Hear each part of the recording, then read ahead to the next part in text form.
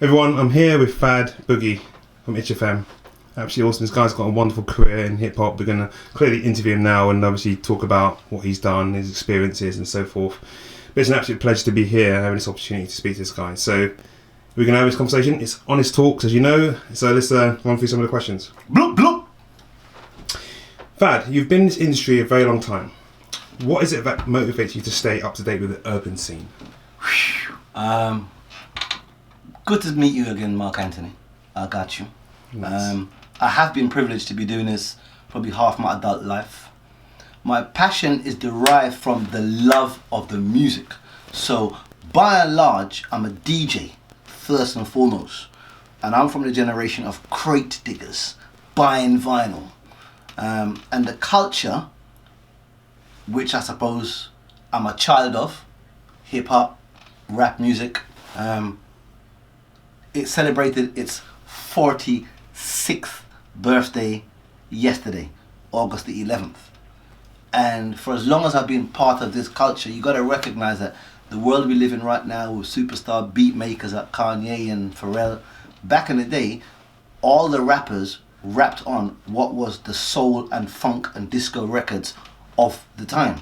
Yeah, wow. So as a fan of music, buying records going back to, I don't know, Earth, Wind and Fire and the late 80s, the late 70s, the early 80s boogie records, for a good chunk of hip hop's history, the music element of what people rapped on was old soul and boogie records. And as a fan and a DJ, I tell people I mirror what is contemporary black culture. So I fell in love with the music because it was honest, it was fun, it was party orientated. As a kid in my generation, the body popping and the break dancing were all pivotal as part of the culture. So, as I said, it was fun, it was enjoyable, and that has helped me stay relevant and progress because I report the culture as a DJ, as a club runner, as an A&R man. So no matter whichever way the culture goes, you just report it. Okay. If I was doing this in the 70s... What about influencing? Do you try to influence it in any way? I've been fortunate and privileged to be an influencer of the culture because having bought records and been a DJ in the early 90s, I was fortunate. That's when Central London was given brothers nightclubs to run. I was fortunate to run a club on a Friday in Tottenham Court Road, downstairs of the YMCA car park at the Raw Club.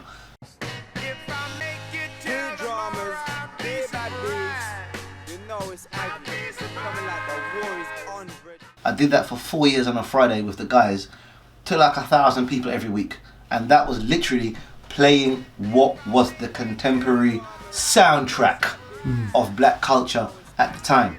So as an influencer, as you said, I've been managing to influence the culture from the fact of a DJ in the 90s, and then from the DJing, then I was offered a job as an A&R man where I could get to sign and develop UK acts and make the masses hear them.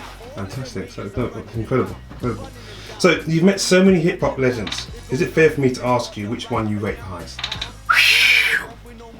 You're trying to get me in trouble here, right? I've got to do it. I've been fortunate. I met Jay-Z a couple of times, to Nas, to All the Woo, to Big Pun when I went to Staten Island, to Bone Thugs. From a fan point of view, Sean Carter is one of the best. Sean Carter and Nas are some of the best MCs this culture has ever produced. So I met Jay-Z first of all way back on John Street when Rockefeller Records was downtown Manhattan. Salute Ray Ray's A&R man. And Westwood did a carnival in the 90s, and my artist Glamour Kid was performing, and on that day they had Lil' Kim, they had Busta Rhymes, they had Jay-Z, they had everyone. So Jay-Z is definitely a fan point because I respect his lyricism and his pen game. So is Nas and Raekwon. From a production point of view, I've been privileged to work with Kanye West. But my favourite beat maker, bar none, is from Detroit, Michigan, and his name is James DeWitt Yancey, and the world knows him as J Dilla. And I've been privileged to do stuff with J Dilla. I went to Detroit. He's been to my house in London. We done stuff together for Universal, for Virgin. He's my favourite beat maker ever. And ironically, since his demise in 2006, at a very young age, his legacy has been revered in hip hop culture like no other. In February, which is his born day month, every single year for the last 13 years around the world, most of the music speaking, hip hop orientated countries around the world, they will have a Dilla month, and every single day there's an event in the legacy of his name. Wow. And we can name 50 million beat makers and producers who have not had that. Wow. Love you, Dilla. Nice one. So look, were you ever starstruck? Yeah. No, more glad, more gleeful to, number one, be meeting some of the people I'm fans of from a musical point of view, and because when I got my first A&R job at Universal in the 90s, to all the labels I've worked with Edel, with Def Jam Mobile, to Primary Wave, Violator, I've managed to be an influencer. So rather than see it as starstruck, the individuals who I had great admiration from a production point of view, from a songwriting point of view, from an MCing point of view, I was fortunate to get them to piggyback with the UK domestic artists that I was working with to form some kind of unity because of their global appeal, because rap music in the States is huge. So it wasn't more starstruck, it was gleeful. I've got the opportunity to work with some of the greats to help my cause. This UK urban scene that I'm flying the flag for.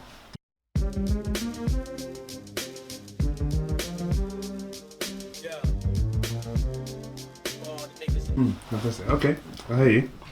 People often say that it is the lyrics that makes a rapper. But what is the subject matter that you feel makes a rapper stand out? In my humble, what makes a rapper stand out for me? The subject matter.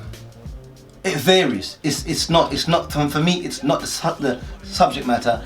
It's the intensity of the flow and the honesty in the delivery. Scarface writing about a homie that's passed away, it can pull the heartstrings on you.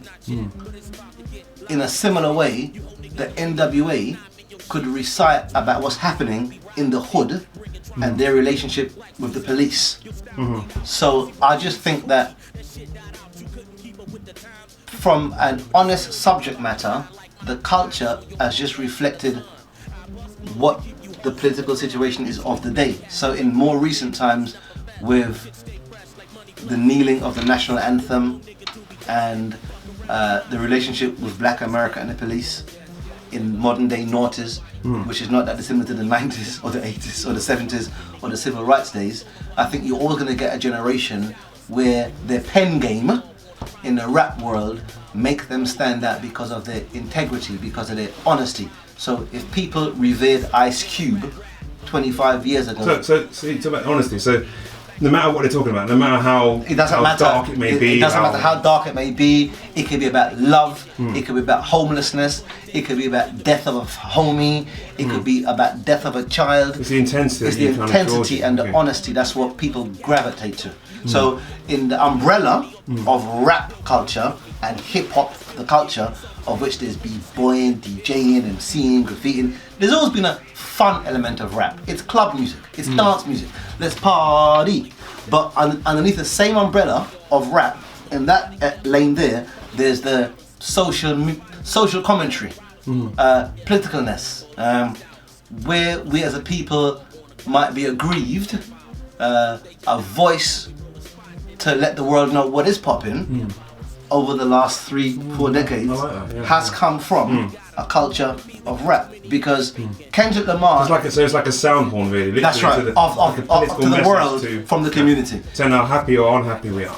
J. Cole and Kendrick Lamar, Jay-Z, Nas, some of these guys, they're relevant now and are seen to be, let's reiterate to the world the views and what's happening in the black community. But is everyone feeling that though? Is everyone in that black community feeling what those rappers are feeling, or is it just a minority that's been affected, that's basically getting... By and large, if you look at the black population in America to Europe to most parts of the world, I would say that there's a smaller element of the black community and the population who are affluent and rich and, you know, at the epicenter of finance than not. So, of course, entertainment, going back to soul music and jazz, and in the present world, rap culture has helped form millionaires. Salute Jay-Z being the first rap billionaire, with Dr. Dre and Puffy just behind. But by and large, the sentiments reiterated by rappers from the culture for the last 20, 30 years have been more or less, this is the position of people of colour and we want to do better. Okay, fantastic.